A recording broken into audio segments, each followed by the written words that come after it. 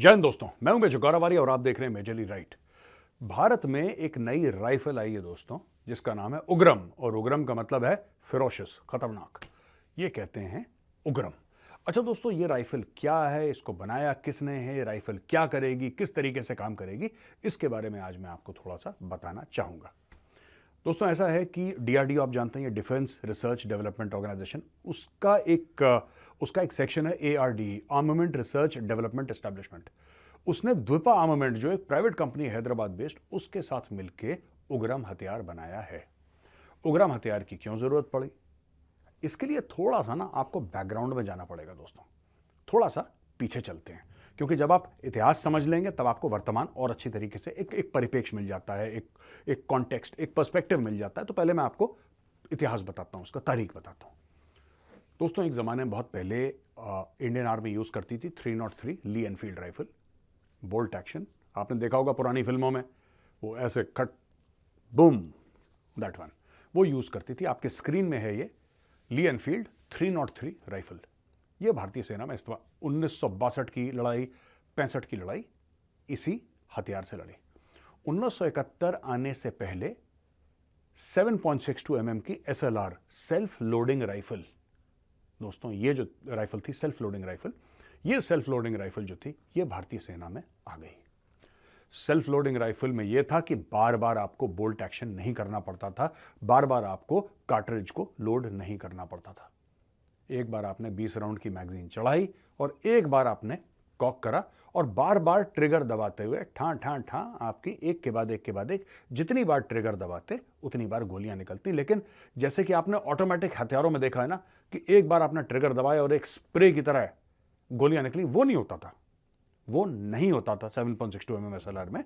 लेकिन 7.62 SLR में वो बढ़िया कारगर राइफल थी, अच्छी राइफल थी, बड़ी पावरफुल स्ट्रांग राइफल थी और फायरिंग रेट को उसने और तेज कर दिया। अच्छा दोस्तों, इंडियन आर्मी ने आतंकवाद के खिलाफ, उग्रवाद के खिलाफ, मिलिटेंसी के खिलाफ नॉर्थ ईस्ट में एक्शन करा। और कश्मीर का मामला अभी शुरू नहीं हुआ था। कश्मीर का जो टेररिज्म का मामला है एक्चुअली वो फुल ब्लोन 1989 के बाद शुरू हुआ है। बिफोर दैट छुटमुट चीजें होती थी, 1989 के बाद मोटे तौर पे कश्मीर में शुरू हो गया मामला। लेकिन उसके पहले क्या हुआ, उसके दोस्तों पहले आपको पता है कि खालिस्तानी टेररिज्म जो पंजाब में थी, और उससे भी बड़ा एक ऑपरेशन जिसके बारे में ज्यादा लोग नहीं जानते भारत में, आपने सुना है इसके बारे में, वो था ऑपरेशन पवन। जब इंडियन पीस कीपिंग फोर्स गई श्रीलंका में तमिल टाइगर्स के साथ इनकी मुठभेड़ हुई। इंडियन आर्मी के पास 7.62 mm SLR थी, तमिल टाइगर्स के पास थी AK-47। ये बेसिक वेपन्स थे दोनों के पास। तो दोस्तों वहां पे जब हम लोग फायर करते थे 1, 2, 3, तब तक वहां से 30 राउंड आ चुके थे, क्योंकि AK-47 का रेट ऑफ फायर बहुत ज्यादा था। तो इंडियन आर्मी ने धीरे धीरे वापस AK-47 इस्तेमाल करना शुरू करा। पहले तो AK-47 वो थी जो कैप्चर्ड थी, जो हम उनको मारते थे, उनसे लेते थे, फिर वो इस्तेमाल करते थे। फिर हमने इंपोर्ट करना शुरू करी रूस से। आपको पता ही है कालिशनिकोव कंसर्न की AK-47 बेसिकली रशियन वेपन है, जिसको ईस्टर्न ब्लॉक कंट्रीज भी बनाती हैं। उसका एक वेरिएंट चाइना भी बनाता है, उसका पहले भी चेक रिपब्लिक भी बनाती, ये सब लोग बनाते थे। ये होता था बहुत पहले, लेकिन ओरिजिनली तो ये रशियन। अब ये सब जब मामला हो रहा था तो फिर बोला कि नहीं साहब, हमें एक और हथियार की जरूरत है। अब 7.62 क्या है, जो मैं 7.62 की बात कर रहा हूं दोस्तों, 7.62 है कैलिबर ऑफ द वेपन, जो कुतर जिसको हिंदी में कहते हैं, calibre of the weapon, round कितना मोटा होता है, दैट इज 7.62। तो 7.62 हम लोग इस्तेमाल करते थे। उसके बाद इंडियन आर्मी में यह सोच आई, डिफेंस फोर्सेस में यह सोच आई कि यार देखो 5.56 यानी कि उससे थोड़ा सा छोटा राउंड, थोड़ा सा पतला राउंड हमें यूज करना चाहिए। क्यों यूज करना चाहिए भाई? हमें इसलिए यूज करना चाहिए, 2, 4, 5 कारण थे उसके, राइट। लेकिन जब हमने ट्रेनिंग करी थी एकेडमी में, हमने 7.62 mm SLR से ही करी थी। वो ऐसी थी कि हाथी को मारो हाथी बैठ जाए, और हमने पूरी पासिंग आउट परेड हमारी 7.62 से हुई। उसके बाद आई 5.56 INSAS rifle. INSAS rifle Indian army में आज भी यूज करी जाती है, जो कि अब फेज आउट हो रही है। लेकिन हमारे टाइम पे इंसास आ चुकी थी। जब हम यूनिट में पहुंचे तो धीरे धीरे वो इंसास आना शुरू हो गई थी। दोस्तों इंसास का क्या चक्कर था मैं आपको बताता हूं कि 5.56 थी तो थिंकिंग ये थी, उस जमाने के लोगों की थिंकिंग ये थी कि साहब आप क्योंकि उसके राउंड हल्के हैं, तो राउंड क्योंकि हल्के हैं इसलिए आप ज्यादा राउंड कैरी कर सकते हैं, जाहिर सी बात है, कैरिंग कैपेसिटी होती है ना जवान की। जवान को ट्रक तो है नहीं यार, भारतीय सेना का जवान वो भी इंसान है, उसको खाना भी कैरी करना है, उसको एक्सप्लोजिव भी कैरी करने हैं, उसको 10 चीजें और कैरी करनी है, हथियार भी कैरी करना है। अब आप उसको इतना सारा एम्यूनेशन दे दो तो थक जाएगा। तो उन्होंने बोला कि ज्यादा एम्यूनेशन कैरी कर सकते हैं अगर एक राउंड थोड़ा सा हल्का हो। पहली चीज ये थी। दूसरी चीज ये थी कि भाई नेटो भी यूज कर रहा था 5.56, तो बोला कि स्टैंडर्डाइजेशन है। फिर बोला साहब इसकी जो कार्बाइन है या फिर इसकी जो लाइट मशीन गन है उसमें कॉमनैलिटी ऑफ पार्ट्स है। उसमें कॉमनैलिटी ऑफ पार्ट्स इस तरीके से हैं कि उसका ब्रीच और उसके 2-4 और चीजें जो हैं वो कॉमन हैं, राइफल में, कार्बाइन में, उसकी लाइट मशीन गन में। तो बोला कि नहीं साहब ये तो एक प्रकार के ही हैं, तो इसमें फायदा हो जाएगा। फिर एक चीज थी कि साहब ये जो राउंड है 5.56, ये जब मारेगा तो इंसान को जान से नहीं मारेगा, ये चोट पहुंचाएगा। जब चोट पहुंचाएगा तो चीखेगा चिल्लाएगा, जब वो चीखेगा चिल्लाएगा तो उसके आसपास के लोग सुनेंगे जो उसके खुद के साथी हैं, उनका मनोबल कम होगा। फिर उसको अस्पताल ले जाने में आपको दो चार लोग चाहिए, वो 2-4 लोग उसको पीछे ले जाएंगे कि जहां पे उसका इलाज होगा, तो इतने लोग लड़ाई से कम हो जाएंगे। तो काफ़ी थिंकिंग थी, काफ़ी सोच विचार विमर्श करा, शोध करा इसके ऊपर, और फिर इंडियन आर्मी ने अडॉप्ट कर ली 5.56 mm इंसास, जो राइफल मुझे बिल्कुल भी नहीं सुहाती, मुझे बिल्कुल अच्छी नहीं लगती। लोग कहते हैं कि साहब कारगिल में भी ये हथियार इस्तेमाल करा गया था और कारगिल में जीत इंसास की वजह से हुई थी। कई लोग कहते हैं बिल्कुल गलत बात है, कारगिल की जीत का इंसास से कोई लेना देना नहीं था दोस्तों। कारगिल की जीत था भारतीय सेना के अफसर और जवान, उनके कलेजे से, उनके दिल से, उनकी हिम्मत से। Kargil was all about raw courage. ठीक है जी, ये कारगिल की असली कहानी मैं आपको बता रहा हूं, रॉ करेज। एनीवे, फिर बोला साहब थोड़ा समय के बाद फिर थिंकिंग चेंज हुई कि नहीं नहीं नहीं, हमें वापस 7.62 पे जाना है। तो बोला साहब पूरी राष्ट्र राइफल्स जो है वो तो AK-47 यूज करती है, AK-47 है 7.62 into 39, तो 7.62 into 39 एक काम करते हैं, सबको पता ही है, सबका जाना पहचाना हाथ, और इंडियन आर्मी में कोई ऐसा नहीं है जिसने AK नहीं चलाई हो।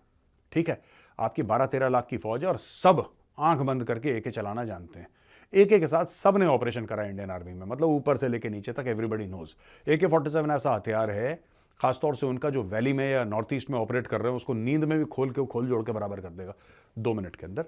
इतनी वक्फियत है उस हथियार के साथ, AK-47 के साथ। तो बोला साहब बढ़िया है, अच्छा वेपन है, राउंड भी लाइट है, 7.62 भी है, people know the weapon very well, 7.62 करते हैं। अब बीच में क्या हो गया कि यूक्रेन और रशिया की लड़ाई हो गई, टेक्नोलॉजी आनी थी रशिया से, जो कि अमेठी में फैक्ट्री सेटअप होनी थी, राइट, वो आनी थी वहां से। लड़ाई की वजह से रशिया को हथियारों की और एमुनेशन की कमी पड़ी, तो रशियंस अब यहाँ पे इंडिया में सप्लाई करे वेपन से, इंडिया में फैक्ट्री खोले हमारे साथ मिलके, तो वो मामला हो गया पोस्टपोन। अब हमें तो हथियार की जरूरत है, तो बीच बीच में ये सब चीजें आने लगी। और एक हथियार जो DRDO ने डेवलप करा है वो है उग्रम।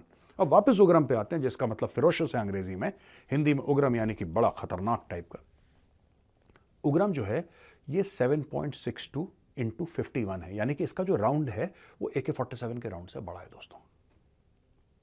यानी कि जो इसकी मार है, कहते हैं इसकी मार 500 मीटर तक है, यानी कि ½ किलोमीटर तक, जो कि बहुत अच्छी मार है। बाय द वे AK-47 300 तक मारती है। बाय द वे AK-47 जो है वो सिर्फ 300 तक मारती है, उसकी मार सिर्फ 300 तक है दोस्तों। उग्रम की मार 500 तक, और गोली वही जो 7.62 mm SLR, वो भी 7.62 into 51 था, जो हमने अपनी ट्रेनिंग में इस्तेमाल करा था जब हम एकेडमी में थे OTA में। सेम वेपन, वही बड़ा जानवर ऐसे गिर जाए। आपने एक बार दुश्मन को मार दिया वो राउंड, फिर उसके बाद वो चूं चूं पू पू नहीं करेगा, लगी ठंडा पड़ जाएगा वहीं पे। इतना खतरनाक राउंड, सॉलिड राउंड। तो ये हथियार है। अब ARDE वालों ने प्राइवेट कंपनी के साथ बातचीत करी और कहते हैं कि 100 दिन के अंदर इसको डेवलप करा। पहली बार ऐसा हुआ है दोस्तों, पहली बार भारत के इतिहास में, मॉडर्न इंडिया में, कि एक गवर्नमेंट ऑर्गेनाइजेशन जो DRDO का एक विंग है ARDE, उसने एक प्राइवेट कंपनी के साथ मिलकर एक हथियार डेवलप करा। आप देखिए अब इसकी ट्रायल्स होंगी, इसको सियाचिन जैसी सर्दी और ऐसे ऑल्टीट्यूड में भी खूब इस्तेमाल। और जब इंडियन आर्मी ट्रायल करती है, so then they get into details and like how इस हथियार को रेत में भी डाला जाएगा, इस हथियार को मट्टी में डाला जाएगा, इसको पानी में डाला जाएगा, इसको -50, इसको +50, इसको, मतलब इस हथियार को बिल्कुल ऐसे करा जाएगा जैसे सितार बजाते हैं ना, वैसे। मैं बता रहा हूं आपको, जो ट्रायल्स होती हैं वेपन्स की, it is so thorough that I can't tell you. इसमें से हजारों राउंड फायर करे जाएंगे, देखेंगे कि कितना स्ट्रेस हथियार ले सकता है। भारतीय सेना के जवान के हाथ में हथियार आने से पहले दोस्तों, उसको जिसको कह सकते हैं ना अग्नि परीक्षा से गुजरना पड़ता है, वो फिर देखने वाली बात है। तो ये बहुत बड़ी चीज है अगर इंडियन आर्मी इसको एक्सेप्ट कर लेती है। अब मैंने ये हथियार चलाया नहीं है, मैंने सिर्फ इसको देखा है। मैं इस हथियार के बारे में ज़्यादा नॉलेज नहीं है, मैंने हाथ में भी नहीं पकड़ा हथियार अभी तो उग्रम। पर अगर मुझे मौका मिलता है, कभी मौका मिलता है, तो मैं कोशिश करूंगा, अगर मुझे परमिशन मिलती है, देखिए परमिशन बहुत बड़ी बात है, अगर परमिशन मिलती है तो मैं ये हथियार चलाऊंगा। क्योंकि यही 7.62 × 51 मैं चला चुका हूं, कई बार चला चुका हूं। वही राउंड हमारी LMG में भी डलता था पहले, जब हम थे। LMG भी हमारी वही थी, MMG भी वही थी। तो एवरीथिंग वॉज विथ वो बैंडोलियर एमुनेशन अलग था और CTN अलग था, वो स्टोरी अलग है, लेकिन था वो 7.62। तो वो हमने खूब चलाया रज के। So I have a fair idea about this, और अगर मुझे मौका मिले तो मैं ज़रूर ये वीडियो भी आपके सामने लेकर आऊँगा। अच्छा दोस्तों, एक छोटी सी और खबर है इसके अलावा। ये तो उग्रम की बात हो गई। भारत ने मैसिव डिप्लॉयमेंट करी है वहाँ पे शिप्स की। कहाँ पे? अरेबियन सी में। और पहले तो आपने सुना था कि INS कोच्चि, INS कैलकटा, ये सारे जहाज़ अब फ्रिगेट्स भी वहाँ पे डाल दिए हैं। INS तलवार की बात हो रही है।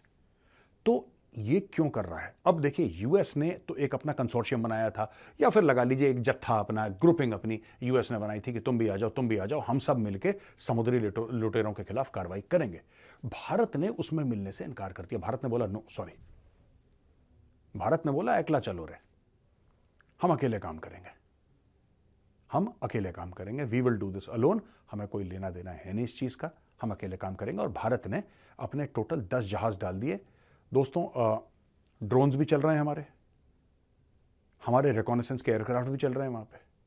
कई सारी चीज़ें हो रही हैं। और आप, अगर ये मामला एस्केलेट होता है, ठीक है, अगर ये मामला एस्केलेट होता है और हमें लगता है कि कोई दुश्मन देश की नेवी वहाँ पे ज़्यादा एक्टिव हो रही है, तो मान के चलिए वहाँ पे आपकी सबमरीन्स भी डिप्लॉय हो सकती हैं, आपका एयरक्राफ्ट कैरियर भी डिप्लॉय हो सकता है, क्योंकि significant amount of Indian trade passes through that way, and we have to secure our sea lanes. और नेवी का सबसे बड़ा काम ही यही है। मतलब और भी काम है नेवी के, बहुत कॉम्प्लेक्स काम है नेवी का, highly sophisticated and complex work, but protection and guarding of our sea lanes is also one of the navy's prime jobs. तो दोस्तों, वीडियो कैसा लगा आपको?